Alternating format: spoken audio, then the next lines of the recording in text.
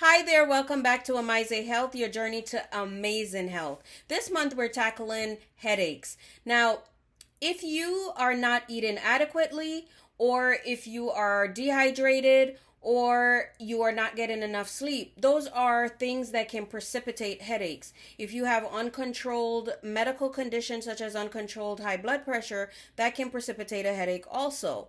So make sure you are addressing these things to prevent yourself from getting a headache. Now, for the two types of headaches, migraines and tension type headaches are actually much more common than we realize. They're not associated with any nausea, but they can be on both sides of the head.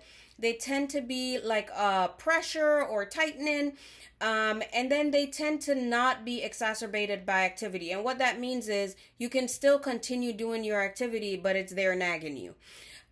Generally, you can either have some sensitivity or tenderness over the area where you're having the headache, but that doesn't have to be present. And it can last from anywhere from 30 minutes to up to 7 days. That's a long time to have a headache. And then with migraines, on the other hand, usually they're associated with some nausea or vomiting, some sensitivity to light or sound. So most people will want to sit in a quiet, dark room.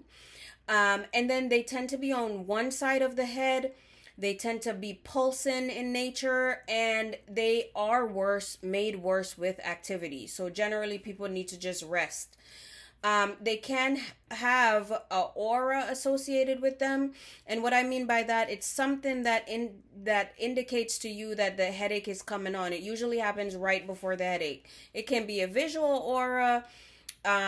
Sometimes some people have changes in their smell, or that's their aura. The auras vary from person to person, but if you are someone that get auras with your migraines, make sure you are telling the doctor that is prescribing medications for you, because that might actually impact what medicines you're able to take.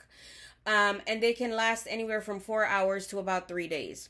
So join me next week as we get a little bit more into talking about these headaches and how we can prevent them.